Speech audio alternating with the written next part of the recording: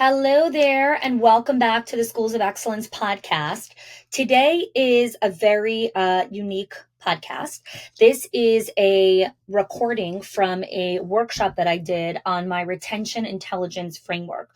So today's podcast episode is a little bit longer. It's actually a full hour because in this workshop, I really break down the 7 buckets of staff departure, the six channels of intelligence, of how you actually gather data and intelligence to understand why staff leave. I walk you through the 3 types of staff demographics so that you can understand, what are your staff demographics. We walk through decoding the data. There's a lot of time to do the actual work. So if you're multitasking or driving while you're listening to this, you totally can, but I would definitely go back and listen and take notes. We had a couple of people who watched this episode 3 times actually and had their HR managers watch this as well and listen to this because it is full of information for you to understand how to create a proper retention intelligence framework so that you can hire, onboard, and retain phenomenal staff. So let's dive right in. So for those of you that are new to Schools of Excellence or have never been to any training before, kind of don't know who I am,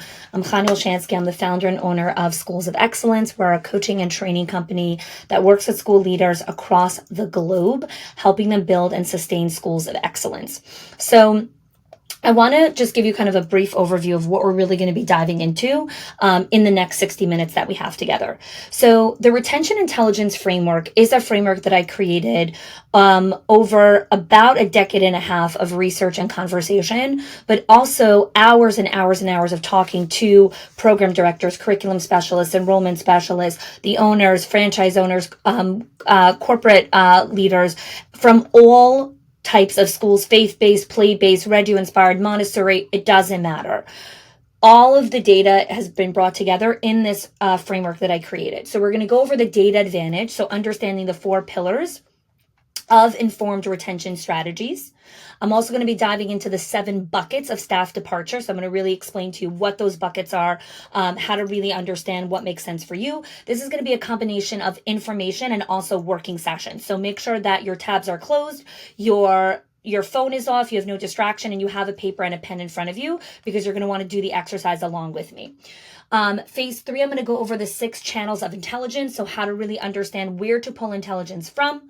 I'm going to go over mapping your school demographics. So you need to actually know your unique school demographics. It's different from the school next door.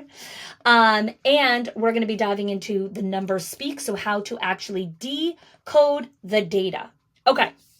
So just pop into the comments for me, whether you're live or watching the replay. How many of you feel like you have some sort of retention system, but maybe it feels more like hacks and gimmicks or things that you kind of use when you have time?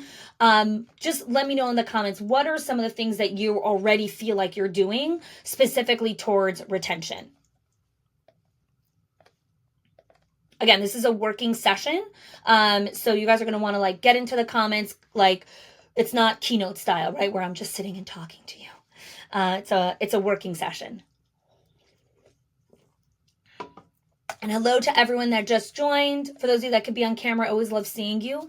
So if you can, always best if you can join by camera. Okay. So Maria, consistent communication. Yeah, that's definitely a component of retention. Absolutely. Absolutely. All right, welcome to those of you that are just joining. We're just getting started. I'm just kind of laying the groundwork of what we're going to be going over today. And we have people popping into the comments and just, hi, Erin, good to see you. Oh, it's so good to see you. People are just popping into the comments what they're currently doing now for retention. Okay, so longevity, annual bonuses, team support. Okay, great. So again, we have a whole heap of ideas. Today's training is really going to be about understanding the data that is going to inform decisions, because as a school, and especially in a contracted economy, nobody has unlimited resources, nobody has unlimited time, nobody has unlimited money. And so you need to, or unlimited people. Everyone has a shortage of all of the above. And so if you don't have unlimited resources, then you need to make sure that the decisions that you are making are data driven. Okay. So what are the four pillars? What are the four pillars of informed retention strategies? Number one is accuracy over assumptions. When you use data, which is what I'm going to teach you how to do today, data reveals real patterns and trends.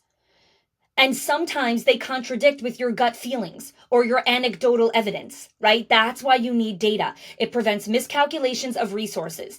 That's the first reason why you want to be here and actually use data. Number two, you'll do targeted interventions. So instead of doing like, oh, it'd be really great if we got better at this idea, or it'd be really great if we did coffee chats, or it'd be really great if we did this cool idea that I heard at a conference, or this cool idea that I saw in a Facebook group. No, you're going to run targeted interventions that is precisely pinpointing the reason that your school is struggling with retention. The school next door might not be struggling with retention, right? The school next door won't be doing that. You need to understand why your school is struggling with retention. Okay. 3, cost effectiveness. By identifying the most significant factors driving turnover, you can prioritize interventions that offer the highest return on your investment, right? That's what you want to be doing. And lastly is predictive power. Historical data patterns predict future retention, right? Use predictive power. Understand how to use predictive power when you are making decisions. Okay. Great. Welcome to everyone that just joined. Thanks so much for joining. We just went over like high level, the 4 pillars of informed retention strategies, like why you have to use data. And now we're going to really be diving into the 7 buckets of staff departure. Okay. I'm manning a bunch of things here, so you'll excuse my multitasking just a little bit. Okay. I'll be fine. All right. So why did I choose these 7 buckets? I chose these 7 buckets because they are specifically contextual to education and early childhood. So I am not giving you ideas of like what I saw in the Gallup study or what I read in Harvard Business Review. No, these are real reasons why staff leave in the early childhood sector. Okay. And these are going to be actionable based on the life cycle of a teacher. No one stays in a school forever. Like the marriage is forever. Everything else has a cycle. Okay. And so we need to understand the life cycle of an employee and of a teacher. Okay. So what are the 7 buckets? Number 1, role fulfillment and work environment. That's the first bucket. Does this job provide meaningful satisfaction and a supportive atmosphere? So this is the first bucket. Now, again, you're going to write down all these buckets, make space on your paper, because what you're also going to do is you're going to pull out your teacher roster and you're going to start cross-referencing when we get up to that part of the exercise. So make sure you have space under each of these buckets. Again, these buckets are why staff leave. You do not have all the reasons. Your school is going to have some targeted and a little bit of, a little bit of all. It could be a little bit of each, okay? Number 1, role fulfillment and work environment. Number 2, comp and benefits, okay? Comp and benefits. Which is, does the pay and the perks, does it satisfy me? Okay. Number 3, professional growth and development. Does the organization foster skill advancement and career progression? Okay, I'll repeat it again. Number 1, role fulfillment and work environment. Number 2, comp and benefits. Number 3, professional growth and development. Number 4, leadership and communication. Many people leave because they did not get communicated to effectively. They did not understand their role. It was confusing. They didn't understand what was going on. The leadership they misaligned with. I can't tell you how many times I have owners that I work with that they have directors who they finally fire after they realize that 7 teachers left because that director did not know how to communicate with the staff. That is a core reason why a lot of teachers will leave, okay? Number 5, organizational alignment and culture.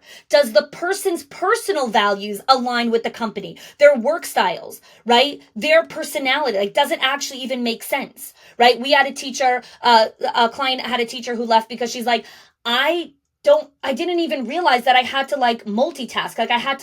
There was a kid crying, but I was in the middle of tying another kid's shoe, and I had to take care of the kid who was crying while tying the shoe. I'm like, welcome to childcare. What, you think you could just tie the kid's shoe? And she's like, I guess this isn't for me. I'm like, I guess not, right? So that's an organizational fit, right? Like, no, this isn't one-on-one babysitting, right? Number 6, policies and compliance, right? A lot of people leave because they don't want to follow your policies. policy anymore. You started holding them accountable, and they're like, nah, sayonara, I ain't signing up for this. Okay? That's number 6. And lastly is season of life, where external factors influence an employee's decision to stay or leave. Season of life. They just had a baby. Season of life. Their father was diagnosed terminally ill cancer. Season of life. Their husband is moving out of town. They can't, that's it. They're moving, right? Like, there are certain things that are just out of your control. Now, the beauty is the vast majority of this list, very much in your control. Very much in your control and your ability to make changes. So, pop into the comments for me real quickly, and I want to hear from you. What insight are you having just by hearing the 7 buckets? Just by listening to what these buckets are, right? Role fulfillment and work environment, comp and benefits, professional growth and development, leadership and communication, organizational alignment and culture, policies and compliance, and season of life. Drop into the comments. Again, this is a working session, so Chris, how important leadership and communication is. Yes, it is 100% a reason why people leave. Now, again, what you need to remember is people will tell you, I left because I needed more money. I left because the commute was so hard for me. I left because my back was hurting. No. These are the reasons. They have surface level reasons, but when you dig deeper, which I'm going to go through when I talk about the 6 channels of intelligence, you're going to actually realize the real reason why people leave. Okay? Let's hear from some more of you. Policies and compliance. Yes, that is a reason why people leave. Aaliyah, season of life has been an eye-opener as I reflect on the last few years. Yes, so many people actually leave that it's not in your control. And then what happens is you try to create these interventions to try to keep people that you can't keep. Their season of life has predetermined they will not be here. And so you're running interventions, money, time, people on something that it's like, no. Please put your energy over here where you can actually keep an employee versus over here where it's season of life, that person's leaving. Okay. Let me hear from some more of you. If the organizational values and culture don't match, there's nowhere to grow. Yeah, absolutely. Absolutely. Just like that person. No, multitasking is part of the job. You can't tie a kid's shoe and not do something else at the same time. I do 7 things while I'm tying the kid's shoe. Like, you can't do one thing at a time. Leadership and management change recently. Yes. So people will get fatigued when there's a lot of leadership changes because that breaks trust in the organization and also breaks communication style. And then you have to understand also, the vast majority of humans on this planet are not self-aware. Teachers, really unself-aware. So they're not going to have the self-awareness to say, I'm leaving because of this reason. They're going to say, I'm just unhappy here. Like, I'm out of here.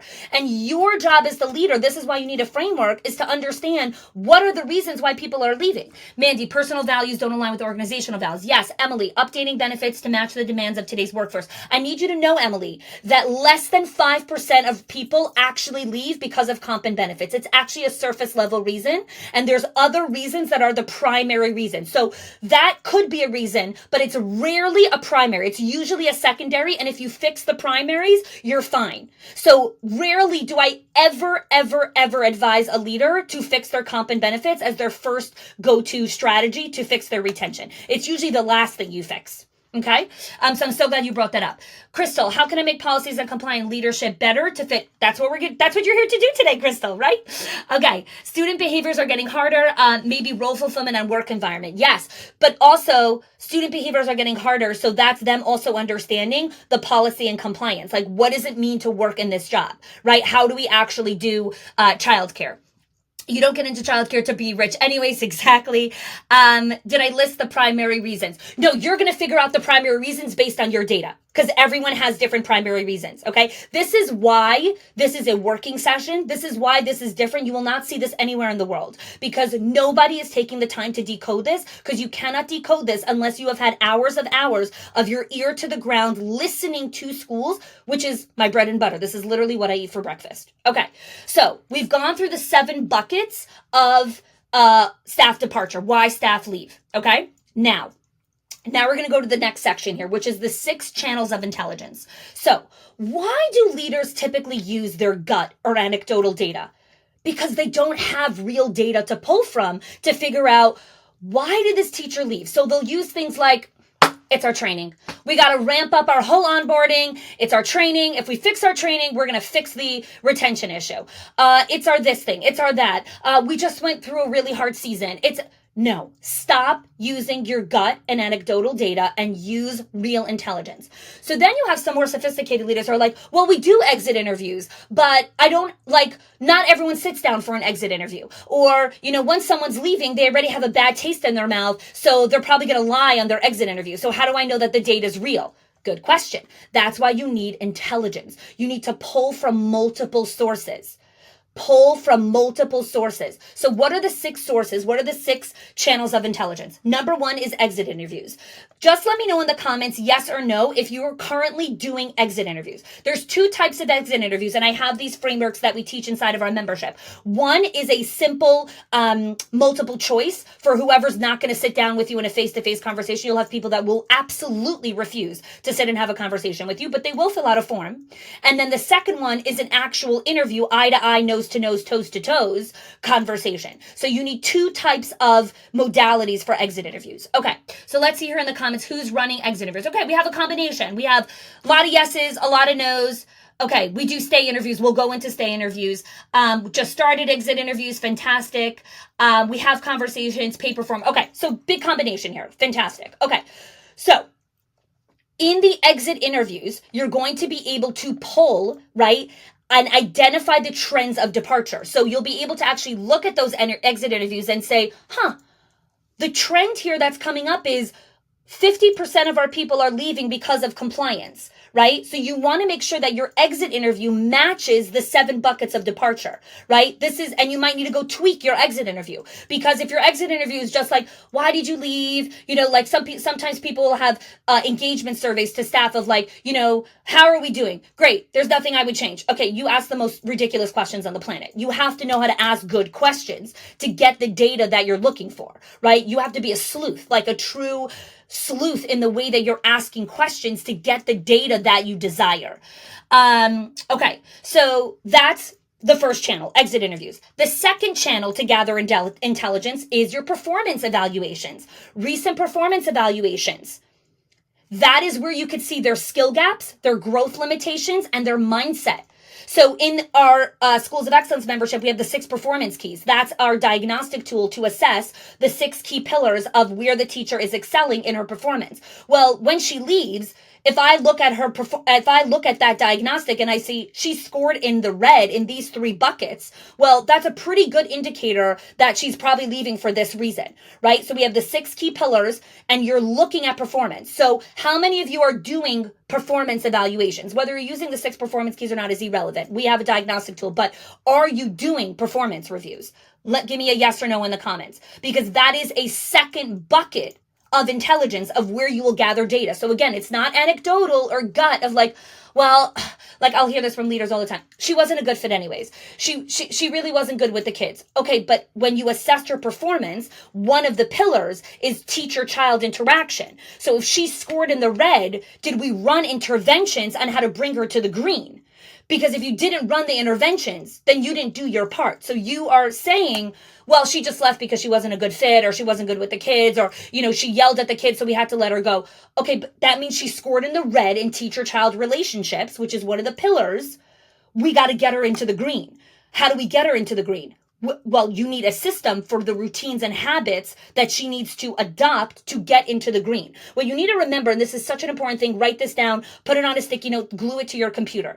Teachers never rise to the level of your goals. They will always fall to the quality of their habits and routines.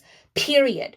You cannot set goals with teachers. You set habits, routines, rituals. So, Miss Amy, you are struggling with teacher-child relationships. You need to get better at it. Let's talk about how your habits and routines need to change so that you will learn how to actually have better teacher-child interactions. We don't set a goal of I really want you to get better. Well, what does get better mean? Do you want her to reduce the amount of time she raises her voice? Do you want to increase the amount of time she sits on the floor and actually engages with the child?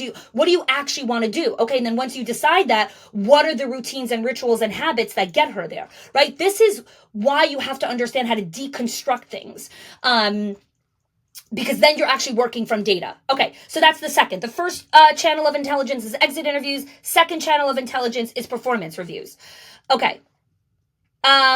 give me just a thumbs up in the comments if you're following along so far. Again, I'm moving a little bit quicker because I have a lot I want to get you guys through, but please let me know if you want me to repeat something or whatever it is.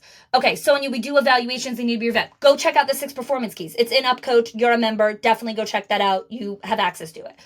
Okay, everyone's following along?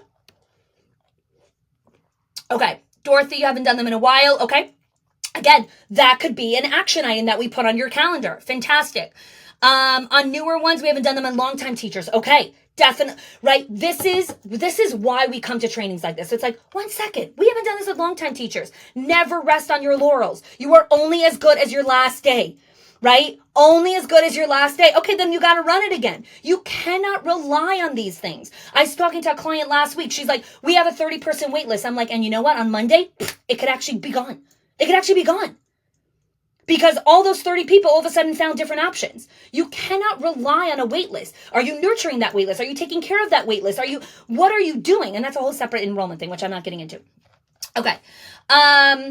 You want the teachers never rise code? Yes, absolutely. Teachers never rise to the level of your goals. They will always fall to the quality of your habits and routines. Okay. Yes. The recording is available. I am sorry I'm going fast. Please tell me where you want me to slow down, Ted. Happy to slow down a little bit. Where can I repeat something for you?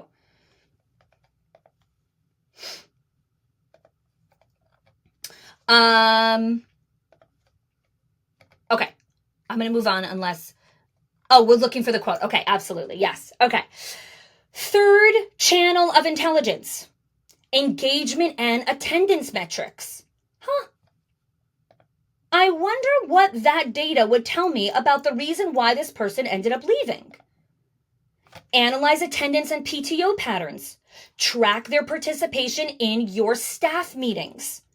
Their participation in engagement things that happen outside of school. Do they never show up to the, Friday night pizza and beer? Do they never come to the whatever it is, right? That is an indicator that something, now it's not for sure. Some people are in a season of life where when work is done, they're done and they cannot, think of putting on shoes again after 4 p.m.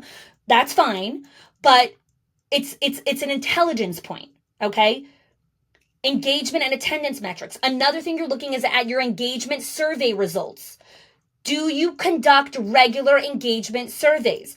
We have a survey, which is it's a culture engagement survey where we're assessing the 5 pillars to build a culture of retention. And so staff are rating how they feel you're doing in culture of retention. The 5 pillars, and this is a separate conversation. I teach this inside of our membership. We have a podcast episode on this also, but the 5 pillars are culture of community and belonging, culture of work-life harmony, culture of accountability, culture of contribution, and culture of promotion. Are you feeding each of these 5 pillars? And your teachers will tell you that in a survey. That gives you data. We are actually doing a very poor job on creating a culture of belonging. Well, when people don't feel like they belong and feel like they're part of a community, they are going to leave. People want to feel like they belong. Are you scoring very poorly in work-life harmony? People need work-life harmony. They need to know that their work life is not going to come at a cost of their personal life. Right? So, no engagement survey. Yes or no in the comments if you've conducted engagement surveys.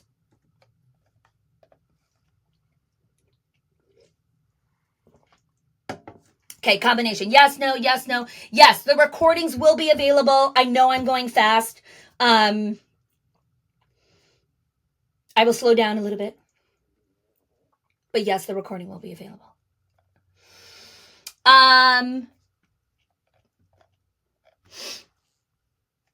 The other 2, so culture of community and belonging is the first one. Culture of work-life harmony is the second one. Culture of accountability. People actually want to work in a culture that is accountability. Nobody wants to live in a city that doesn't have law and order. Nobody wants to live in a city where there is no law and order. Nobody wants to work in a school where there is no accountability. It works across the board. It works across the board. Nobody wants to be in a place where there is no accountability. It is terrifying. It's actually quite terrifying.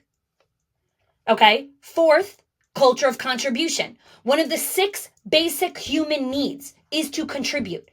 As a human, if you are not contributing, you are dying. You are slowly dying inside. This is why people go visit old age homes. Because when an old person gets to contribute to the child's happiness and gets to see that they're doing something, it brings them new life force.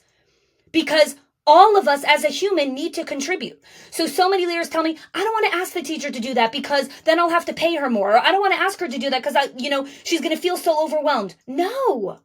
Are you asking her right? Are you asking her in the right way? People want to contribute. And the 5th is culture of promotion. Smart people will not stay in a place where there is no career growth.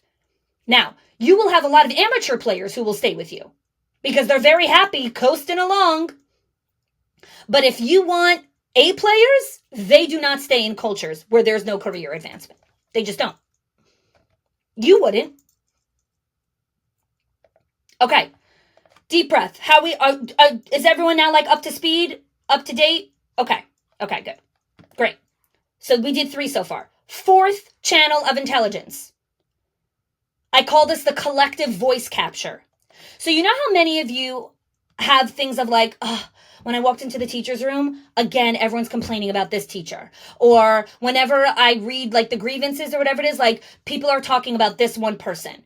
You want to have a place where you're able to document the collective voice capture, which is like documented grievances or complaints, insights from other teachers, observations of staff when you go on outings or social events.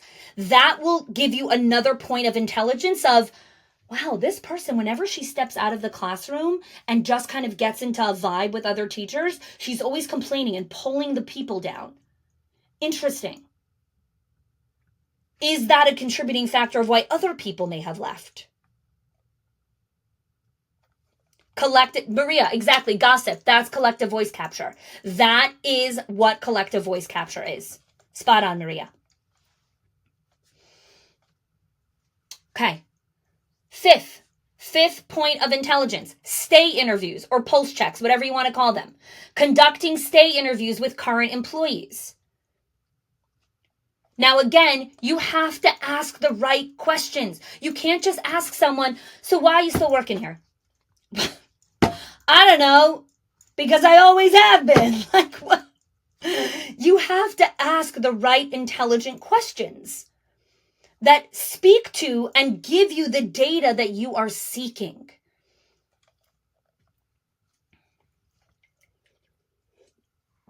Okay, that's the 5th point of intelligence. Conducting stay interviews, right? And we have templates for this. And the lastly is your one-on-one meetings. Your one-on-one meetings will give you massive data into unresolved issues. Massive data. And if you are not doing them now consistently and frequently, that would be the first thing I would add to your calendar. The first thing that I would add to your calendar, not your to-do list, your calendar. You block the time, you put it in your calendar, and you prioritize it.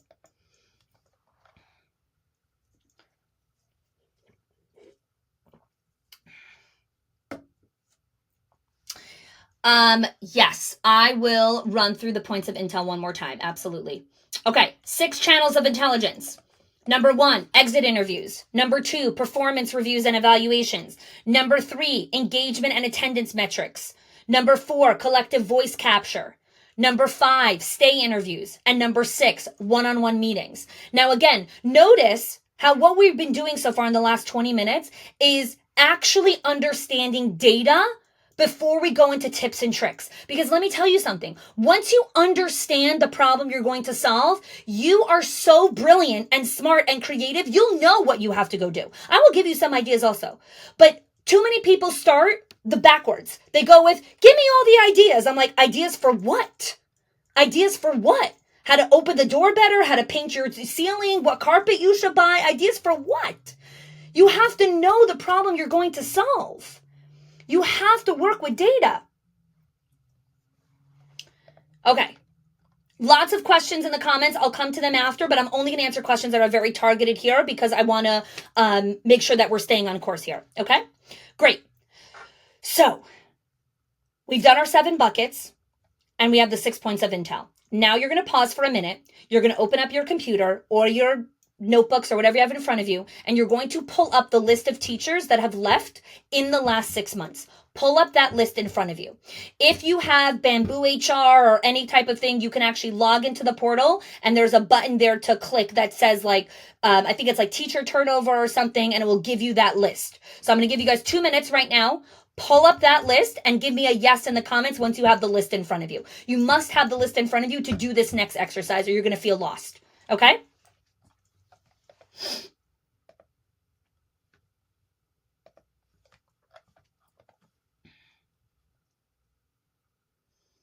You don't have access to your list. Okay. Who would have access to that? Where would that list be? With the HR managers. Okay. So can you ping one of them and say, hey, I'm in the middle of a workshop. Can you give me the list of all the teachers that have left in the last 6 months? And this is also just good for future. You want to make sure that you have this list. This is like, just like you have your calendar in front of you and like this is a key part of running a center. You can also look at background checks. That will help. Absolutely. That could be a component of it. Mm-hmm. Awesome. Okay. Just give me thumbs up and ready in the comments, please, if you are you'll forward to the team. Great. So then you can stay on and you won't be able to be part of that exercise, but you'll work through some of the other ones. Okay. Yes, teachers you let go as well. This includes fires. Absolutely. Thank you for pointing that out. This includes fires.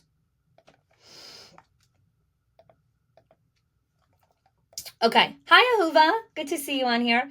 Okay. I'm seeing lots of checks, so I'm going to move on. Okay.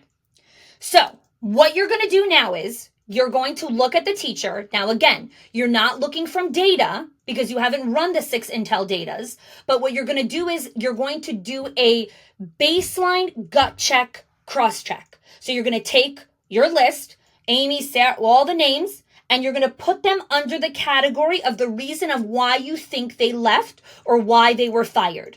So I'm going to give you guys about 2-3 minutes now, and I want you to do that exercise. Take that list and match them. Did this teacher leave because of, role fulfillment, comp benefits, professional growth? Why did these people leave? Okay? So let's run through the exercise.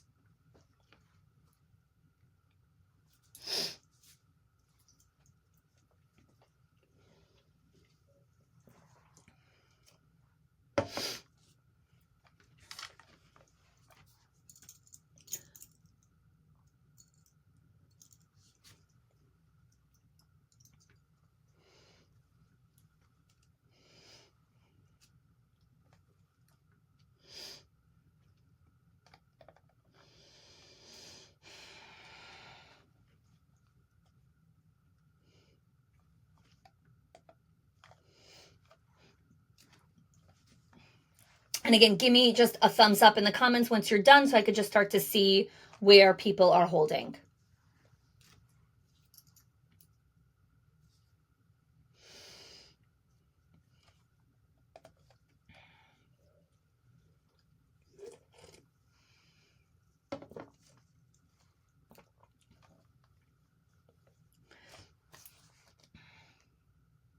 Do we put them under the reason they gave? Well, that's a great question, Sonia. So you think that you're seeing a contradiction, right? You're seeing the reason that they gave you is this, but the reason why you actually think they left is this, right?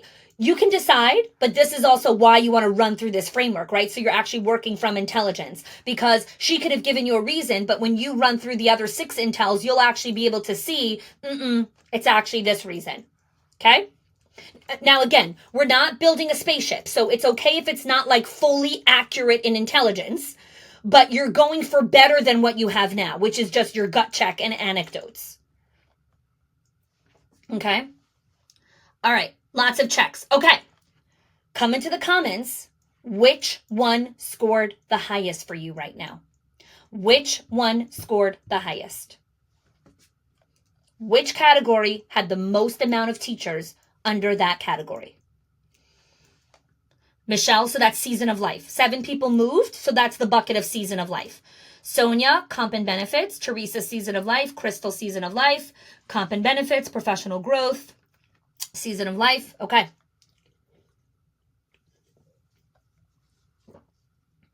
Yes, I'll quickly read through the 7 buckets real quick.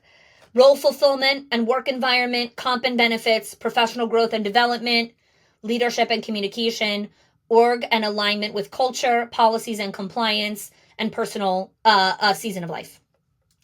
Okay, great. So now we're going to go through the next part of the exercise. We're going to kind of blow up the exercise that you just did so you can recognize how intricate this is to actually understand the data points of retention. So the next thing we're going to look at is mapping your school's demographic landscape. What does that mean? Well, every single one of you have a diverse group of staff that fall into different age brackets, different seasons of life. And so we need to try to create some categories so that we can make good decisions. So I've created 3 categories when it comes to demographics: age, household status, and employment status. What do I mean by that? Age, 18 to 25. The age where your brain is not fully developed. You are still a child. 26 to 35. Young, getting married, probably starting a family. 36 to 45. Raising young kids. Teenagers. 45 to 55. Kids in high school. Kids going out to college. Starting to become an empty nester. And 55 plus. Now I'm going to explain in a minute why demographics matter. So that's age. Household status. Single. Married or partnered. Has young kids. School-age kids. Teenage kids. Empty nesters. What's their family household status? You have age and then you have household status. If the vast majority of your demographic is in one particular household status, then you have a very different intervention that you're going to run than if the vast majority of your staff are single, living in their parents' basements. It's a totally different ballgame. You are playing a totally different game. This is why I go insane when I see people trying to copy each other's retention strategies. Do you have the same demographic? Do you have the same everything? It's not possible. It's not possible. And the third thing is career status. Is the person who left a summer intern? Is the person who left a part-time employee, a full-time employee, a college student, a substitute, a lead teacher? Are they a tenured? Are they brand new? They've only been in the school for 3 months? Are they been there 5+ years? All of these things matter when it comes to why the teacher left or why you fired her. So I'm going to pause now because I know everyone's light bulbs just went off in their brains. Come into the comments and let me know something that you just heard that you never thought about before. Something new that you just heard, you're like, I never thought of that. That's so, oh my gosh. Wow. Thank you for reminding me that. Come into the comments. Let me know.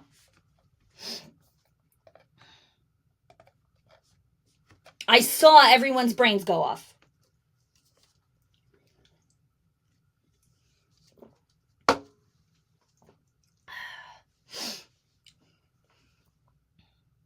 Demographics are important. Yes, they are, Raul. They are absolutely important.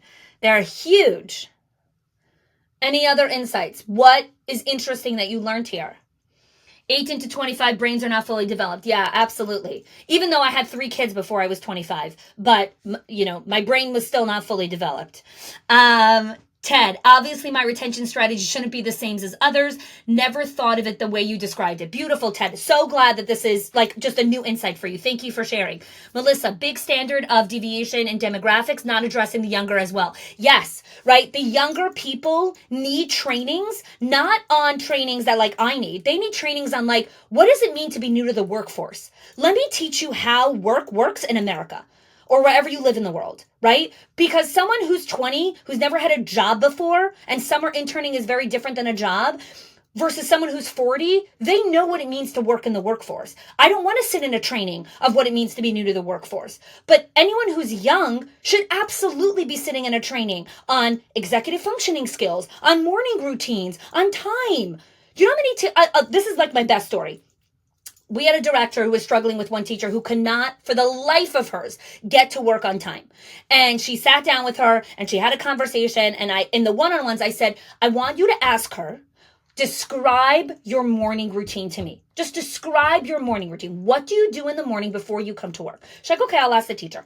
Anyways, she messages me the next day. She's like, I figured out why she comes late. I'm like, oh, really? Tell me. Well, apparently Wednesdays is her laundry day. And she only does laundry at like 12 o'clock or like 1 o'clock in the morning. So by the time she has to go to work, her clothing are still wet. So she has to wait for her clothing to dry before she could get in the car to come to work. You're all laughing. This is real. So the director said, I have a really good idea. What if you did laundry at 5 p.m. so that in the morning, your clothing will be dry? It's a really good idea. Great. And now she comes on time. This is called new to the workforce. It's called basic adulting and functioning. Young people do not have this. Young people do not have this. Not all young people. I swear to God, if my kids ever become like that, I train them to death when it comes to this kind of stuff. But not everyone does. And so when someone comes to the workforce, they're like, oh, you mean I should do laundry earlier so it should dry on time so I could get to work on time? Didn't think of that. Didn't think of that. Okay. Let me hear some other insights here. Age is huge. It's very interesting. Yes, household status, huge. Household status is huge. By the way, like when I was a director in New York City and I used to interview people, if someone had children, I would ask them at the interview, tell me a little bit about your support structure. Do you have parents that live nearby? Do you have friends? Do you have a sister? Do you have cleaning help? Walk me through your support structure, because let me tell you, if this person has 2 children and they have no support structure, let me tell you how many times they're going to be calling out. A lot. A lot. That doesn't mean you don't hire them. Just remember that that person's going to be calling out a lot because they don't have support structure. Okay? Emily, my previous retention plan isn't working because my new staff is a different demographic. Exactly. This is why you have to constantly come back to this, because people's season of life change, cycles change, right?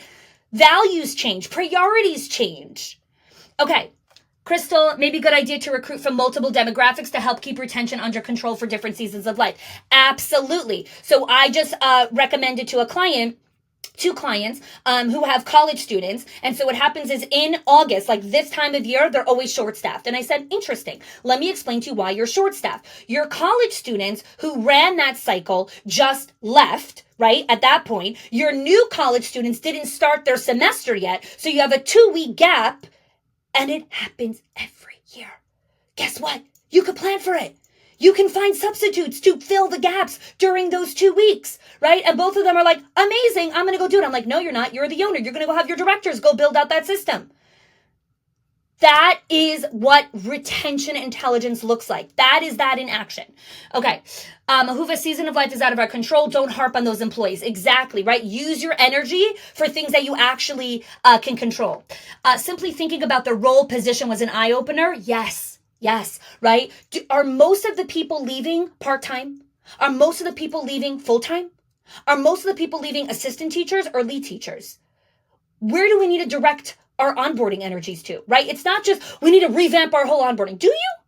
Or do you need to revamp the onboarding for assistant teachers? Do you need to revamp the onboarding for college students? Do you need to revamp some of your onboarding for the new to the workforce people? Who do you need to revamp it for? Who needs tweaking? Don't come in and burn everything down and be like, I got to start all over again. No. Deep breaths. You don't have to revamp everything. Okay. Thinking about household status, I just hosted a fun staff day. I was disappointed that I only had 3 staff come. Those staff were in an age bracket that brought them together, all staff from single demographics, right? Such great insight here, Stacy, right? So powerful. Household status is a huge component, absolutely. Young single mamas is my jam, apparently. Well, then your retention system has to be built with rituals, routines, structure, and habits that support a single mom's pain points and what she needs help with. Versus someone else might not have any single moms in their demographic. Okay, then you don't need Erin's track. You need this track. This is why you can't copycat. Okay. an instrument to help you identify demographic criteria. This is the demographic criteria. Now you just match your employees and just see who fits where who, right? With that, yes, it's the best question. It's not about being discriminatory. We really want to create diverse and inclusive cultures. And I have a school to run, not AI bots. I need a physical human in that building. So if I know that you don't have support structure, that's okay. You might be a phenomenal teacher. I'm just going to have to figure out who I pair you with, because that classroom is going to always be short staffed and I ain't getting my butt in there. So we have to figure out what's going to happen. Right? So that you have to be mindful of these things. Support structure is very good. Brenda, the work ethic of 18 to 25 has changed. I was 25 with 3 kids as well. Yes. 25-year-olds don't want to work. Yes. Again, that's a whole separate conversation. I do have a podcast series on multi-generational in the workforce. You could definitely go check that out. I share some insights there, but it absolutely has switched. So now how are we going to solve it? My single parent staff are most likely to leave for higher pay. I disagree with that because if your single parent staff finds support structure and community and belonging in your center and they feel like they are mentally, spiritually, emotionally supported, they are not going to leave, because you cannot put a price tag on mental and emotional and community support for a single parent. So I actually really disagree with that. People need community. They need mental and emotional support. So they might tell you, I'm going to leave because I'm going to get $2 more there. But they're actually going to cry themselves to bed every night because they don't have a support system. They're not going to last there. And we have a responsibility as leaders to actually communicate that to our people. I've communicated to people many times when I was a director, I understand you need more money and I understand I can't give it to you. Let me show you what you do have that isn't money, that you can't put a dollar on. Let me explain to you the structure that you have, that the moment you step out of here, you don't have this structure anymore. And when very nicely, this is not manipulation, it's very nicely. And she's like, I didn't even realize I had all this infrastructure. I didn't even realize that I had all this support. If I leave here, I lose all of this. Yeah. Okay. Never thought about ramping due to demographics. Light bulb, individualized retention to each employee. Yes, or again, demographics. It's not each person needs their own retention system, but you can batch things. Absolutely. Sometimes they need to leave. Sometimes they need to leave to understand what they had. Oh, absolutely. Right. I have a responsibility as the leader to communicate and educate. And then ultimately the person will go make their decision. And then they will figure out, what they need to figure out for themselves, right? I love all this. Good. So happy. Okay, great. So now we have done your top reasons. We've done some mapping of school demographics. And that's a separate exercise, which we're not going to do here, because you did the first exercise, which you just mapped everyone. You want to do a separate exercise where you cross-reference demographic, because that's how you decide, how do I change my onboarding? How do I integrate some of the new hires into the school culture? What are our new hires struggling with? Let me look at the data, right? And this is a process. This is not done in a month or even 3 months. This takes time to put together slowly. And we're going to go through rapid initiatives and long-term initiatives, okay? And I know I'm slowly running out of time, so let me continue here. Okay. And let me take a drink.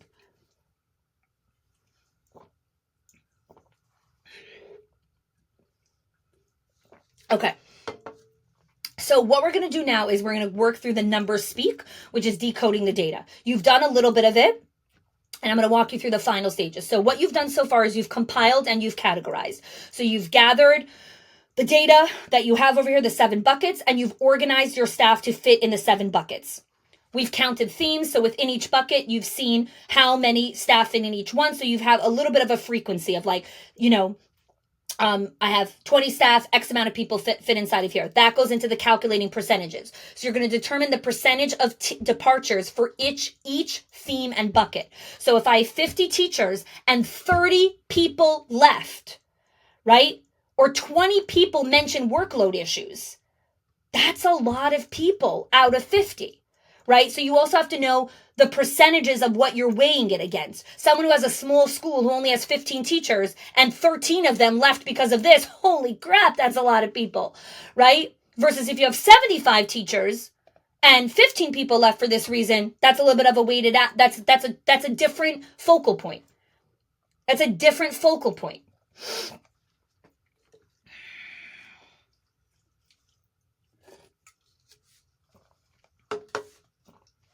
I don't know if I'm hot because I'm talking a lot or someone turned the air conditioning off in my house. And it's Florida, so I'm like, guys, what's going on? Okay.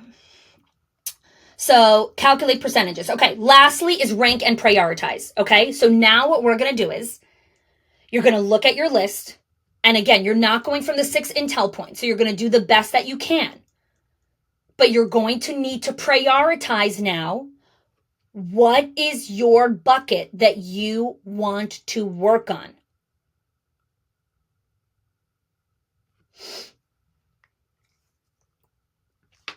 Right? So again, 50 teachers, 20 mention, workload issues or whatever it is. Okay. Of the 20 people that mentioned it, 15 are college graduates and 5 are tenured teachers. Okay. I want to work on this issue. So I need to figure out strategies for the college students and for my tenured teachers. Right. So you're doing a combination of the top issue and then which demographic you want to focus on.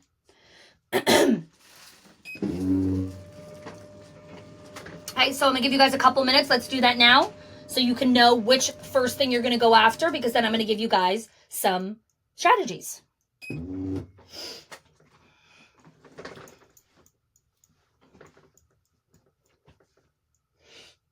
Everyone clear what they have to do? Yes? Anyone need any explanation? Happy to do that. I'm also gonna take questions soon.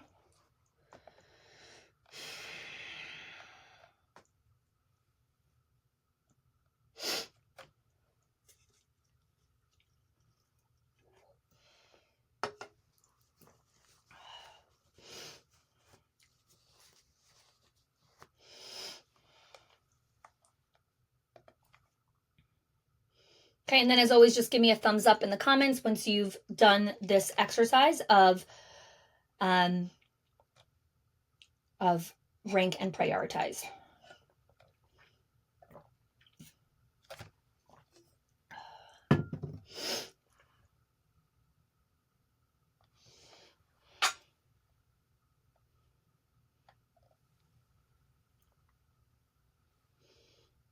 Interesting. So a lot of you are seeing a pattern of staff that are leaving and come back within 6 to 9 months. Well, this could be an interesting priority for you to look at. Of those people that left and came back, what were the reasons why they left? What were the reasons why they came back? And then your job is to bake those reasons better into your rituals as a school, so that they don't have to leave to go find it somewhere else. It is baked into your culture. That is your initiative right there. Whoever wrote that, that's your next 90 days. Figure out what that is. Put that into your onboarding. Put that into your integrating of new hires. Bake that into your culture. Bake that into your rituals. And I'm going to walk you through some things about how to get this into your calendar. Okay. All right. Everyone got their top priorities? Okay, so let me know in the comments now, what is your top priority? After you ranked it, what came up at the highest? If you're like, okay, this is the one I got to tackle, and this is the demographic.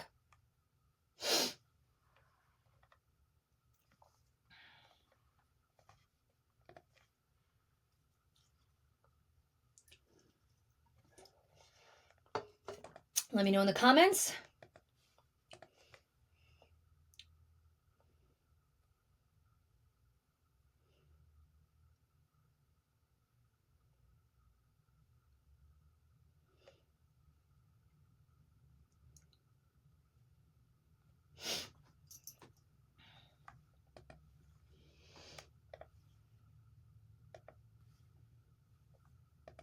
Okay. Everyone who left was season of life. Those who I fired was policy and compliance. Okay. Michelle, I'd love for you to break down the season of life. Like, let me know, like, it was they moved, they got pregnant, terminally ill, a family, someone died. Like, give me the things of what you have identified as season of life. Becky has policies and compliance as her top thing. Org alignment and culture. Great. Okay.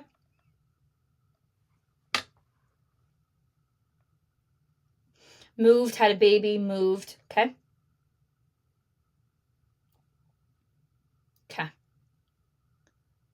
All right. So let's go over a couple of some of my older but more rigid employees have trouble with policy and compliance, especially when it requires technology skills.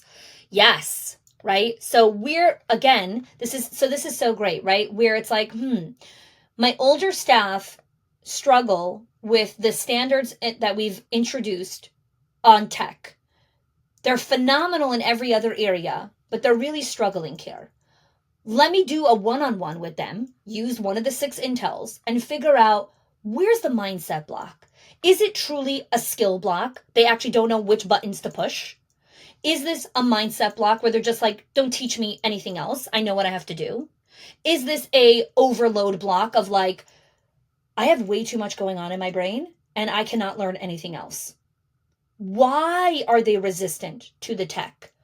And then you can coach them on that versus just waiting for them to leave because they couldn't figure out how to click the stupid button, right? What a silly reason for someone to have to leave. Okay. My top priority is to keep my longtime Judaic teachers, one of whom is the majority of staff that left, most were single moms who were full-time, asking for more pay. Okay, so again, like, interesting. A lot of moms left because they were single moms. Is there something that our school wants to do as an initiative to support our single mom families? Now, you could decide, I don't have capacity, I don't have money, I can't do it. Okay, then you're going to stop attracting the single mom demographic, which is okay if you decide that your school can't sustain that. But understand that if you're not going to create initiatives around it, that demographic is not going to exist in your center anymore because it's not feasible for them to work there, right? Certain people enter seasons of life where they just can't work, the graveyard shift. So they leave because their season of life doesn't allow them to do that anymore. Okay. All right. So now let's go. Let's break down. Have babies, too busy at home. Those I fired were policy and compliance, okay? Gossipers, complainers, right? So again, your top priority is the policy and compliance. We need to figure out how to create a culture where staff are engaged enough to follow policy and compliance and don't need to leave. This is where mindset comes in. This is where coaching comes in. This is where one-on-ones, classroom observations, performance reviews, all the 6 intel channels that I spoke about. That is where you do those things. Can you give me an example of a possible initiative you might do with single moms needing more pay scenario? I could answer that question at the end. Let me get into some of these other rapid response initiatives. But these are all really good questions. Okay, so when we have chosen our biggest priority, we need to look at this from 2 perspectives. One are the rapid response initiatives. What can we do right away in next 30 days? And then what is the long-term strategy, right? 2 different plays. Let's say you have a policy and compliance issue, okay? Because a couple of you had that. All right. What would be the rapid response? The rapid response initiative would be to look at what are the 3 biggest offenders of policy and compliance. Is it cell phone? Is it dress code? Is it coming on time? What are the top offenders? Once you figure out what the top offenders are and which demographic they fall into, right? So the top offender is this, they typically fall in this demographic. Okay, what is the rapid response that I could do here? So give me some examples in here. I'm happy to do like on the spot coaching here. So if you have college students, for example, and their, top offender is they don't come on time. Well, college students are young, which means they really, really struggle with time management and executive functioning. So your rapid response initiative right now in the beginning of the school year is to bring that group together and do a morning routine training with them. Teach them how to set up a morning routine. I will never forget when I first got married. My husband and I were little kids, right? I was 22, he was 24. And he needed to be at work at 7:30 in the morning. We lived a 10-minute drive from the house. And he would wake up at 7:10 to be at work at 7:30. And every day he would come home and like, I was late to work again. I was late to work. I'm like, I would have fired your ass so long ago. I don't even know how your boss still keeps you. My dear love, It is not possible to be at work at 7:30 if you wake up at 7:10. When you wake up at 7:10, you need to wash your face, you need to brush your teeth, you need to change your clothes, you need to take a shower, you need to pack food, you need to eat breakfast, you need to go down 2 flights of stairs, you need to find the car, you need to heat up the car. It is winter, it is New York City. You need to drive up the busy streets, all the buses are moving. You need to find parking. How the hell do you think you could do that in 20 minutes? Oh, I didn't realize I have to do all those steps. I know, because you're not breaking down the morning routine, right? Now he doesn't do them. Now we laugh about it, right? 15 years later. But let me tell you something. Your young people do not recognize, oh, 1 second, I forgot I have to feed the cat. You have to feed the cat every single effing day. Put it into the calendar. Stop running out the door and then the last second, I came late because I had to feed the cat. No.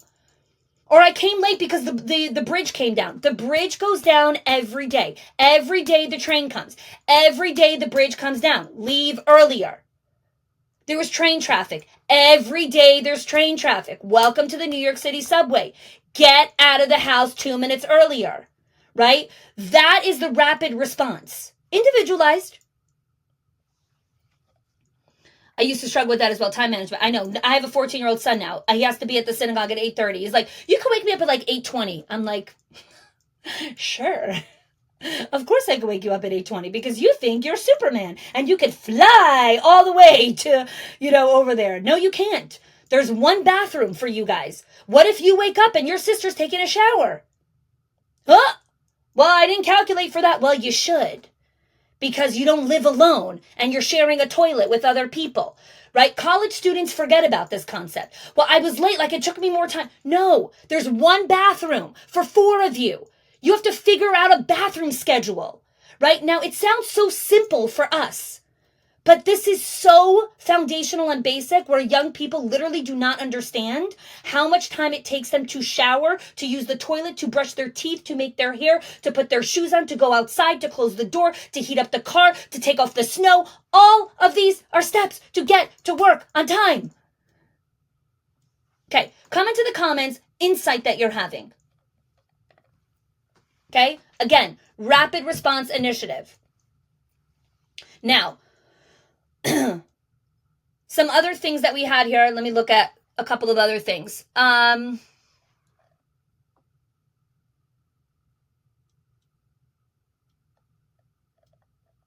me look at a couple of other examples here and questions that came up.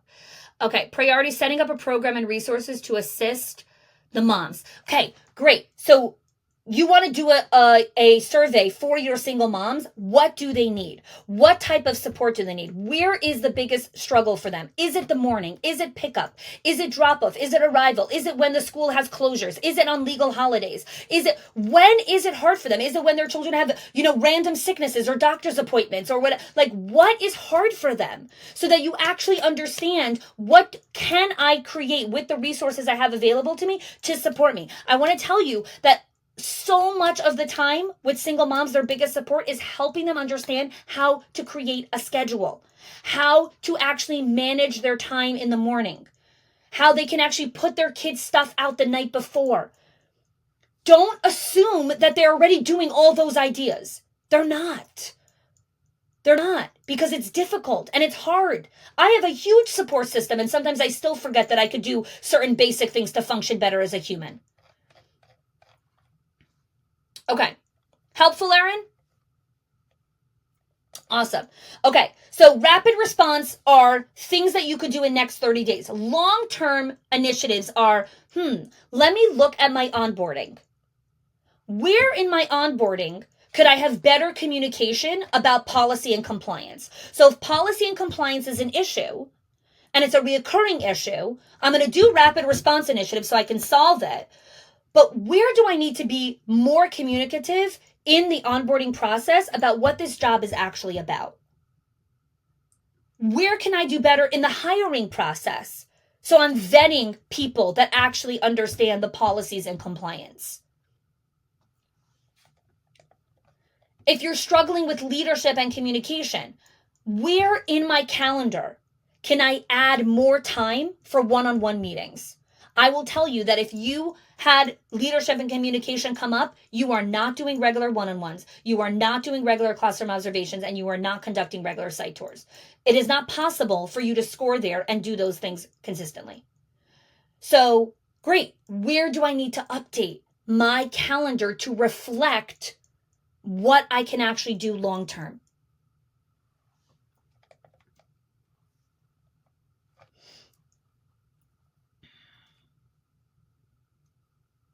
If you're struggling with gossip or those things, right? Most of our clients have created gossip policies and they sign that. When teachers come in to the program, when they get onboarded, they sign the gossip policy. This is the policy in our school around gossip. You must sign here. This is the accountability measures we put in place. And then a long-term strategy is culture. I have a whole podcast episode on gossip. Gossip is a social skill. It's a maladaptive high school sorority social skill, but it's a social skill. It's the way women talk to each other and communicate with each other. Gossip is, across all data points, higher with women than men. Okay, what could be my long-term strategy to combat gossip? How can I create better, more effective ways that my staff can talk to each other? One of the ideas that I gave, and a bunch of our leaders have done this, they've put question starters in a basket in their teacher's room. So when the teachers sit together, instead of gossiping, they pull out a question. Let's talk. Do you know how many people don't have basic social skills of just like, hey, how was your weekend? Instead, let's talk about the teacher. No, how was your weekend? I know that your dad just started chemo. Tell me about it. How are you guys doing? That requires vulnerability. Okay, that's a whole separate conversation. How do we create a culture where people can be more vulnerable with each other? Intelligent people talk about ideas. Yes, yes. I don't know who says this quote, but I use it all the time. Thanks, Roberta, for reminding me on that. Okay, last steps here, and I know it's 2:00. Implementation here. All right, what are you actually going to do? What are you actually going to put in your calendar where you're like, I am going to do this after today's 1-hour training? And again, we have the replay. You can come back and watch this. What are you actually going to do? Let me know in the comments.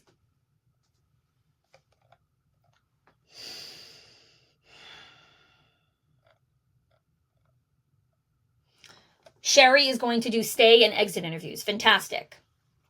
Okay. Teresa's going to map the demographics for all her staff. Love it.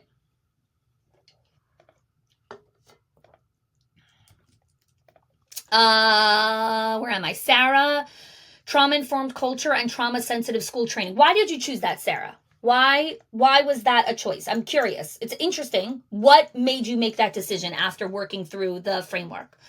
Roberta, actually going to propose that our supervisor team sign on and do a co-study of this. Fantastic. Dorothy, performance evaluations. Fantastic. Melissa's going to do one-on-ones with me and the new directors. Great. Remember, all of this needs to get into your calendar, or the moment you leave here, it's poof, it's gone. It's a great idea that never happened. Mandy is going to revamp her hiring and onboarding to really make sure we're hiring the right people for our center. That's too vast. You're going to revamp the hiring for who? For the college students, for your tenure students. You're going to revamp the onboarding for who? We want to get specific. We don't want to just revamp things because that is taking a lot of time, energy, and money towards something that might not need to be revamped. So where specifically are you going to revamp the onboarding based on what you learned here today on the data? Erin is going to create surveys with the leadership team. One-on-ones to help them cope with their schedules. Beautiful. Sonia's going to restart the one-on-ones. Crystal's going to look at her exit interview data. I love that. Ali's going to have her directors watch this. Fantastic. And then meet with them for reflections and implementation. Smart leader. Jerica, first I'm going to rewatch. Then I'm going to map out the demographics. Fantastic. Sonia's going to do stay interviews. Yes. Okay. So now let me answer some of the things. A lot of you asked for templates and stuff like that. So I want to share with you, for those of you that enjoyed today's training, thank you so much for joining. I love doing these trainings all the time. I want to share with you some ways that you can work with Schools of Excellence to get more resources on this and more support. So when you're working on retention, it's not an isolated issue, right? So when we're looking at the educational landscape, school leaders, as a school leader, you're facing high staff turnover, time management pressures, classroom performance observation, parent partnerships, parent retention, and culture. These are some of the top things. And so what you want to be looking is not just, I need a retention intelligence framework. I need a suite of frameworks and tools to help me optimize my role as a leader.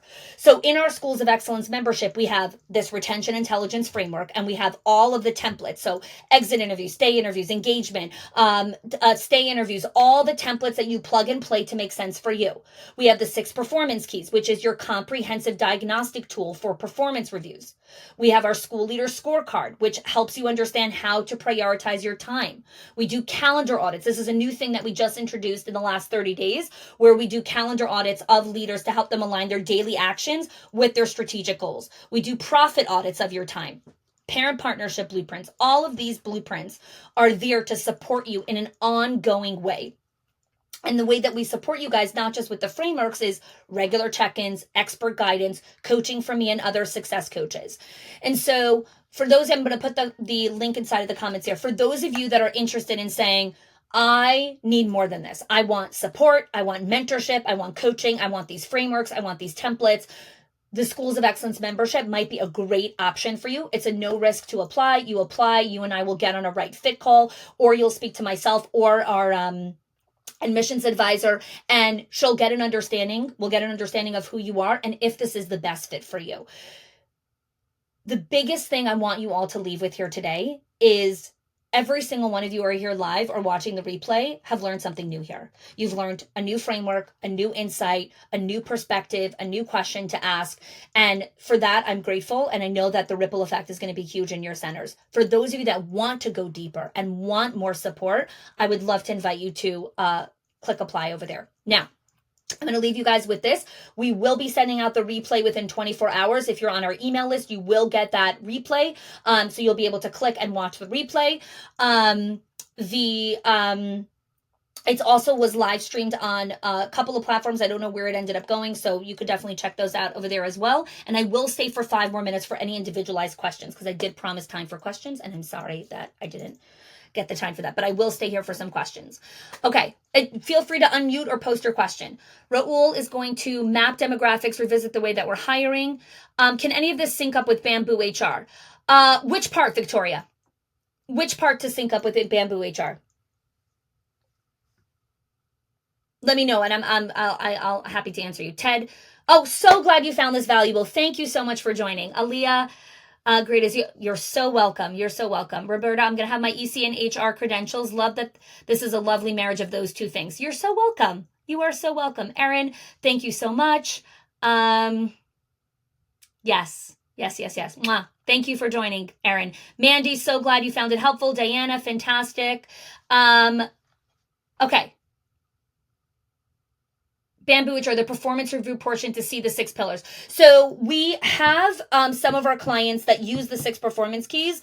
I believe 1 or 2 of them have asked Bamboo HR to align it, but most of our clients that use the 6 performance keys use the data to inform promotions, bonuses, raises, and kind of their pay scale based on performance data. So, but it could be a great conversation to have with your team. Teresa, it's been an eye opener. Love the perspective. Fantastic. Awesome. Thank you all for joining. Fantastic hour. Wishing you all the best, and please apply if you feel it's a right fit for you. Take care, everyone. If you are loving the Schools of Excellence podcast and have gotten any value out of it for your school and for yourself, I would love if you can do 2 things for me. 1, subscribe to the show so you never miss an episode. And 2, can you please leave us a review? Reviews help other school leaders know that this is the podcast to learn about building a school of excellence. And I'd be so grateful if you can do that for us. Your help and support make this show be able to listen to by thousands of other school leaders around the globe. Thanks so much for listening and giving us your time and attention each week.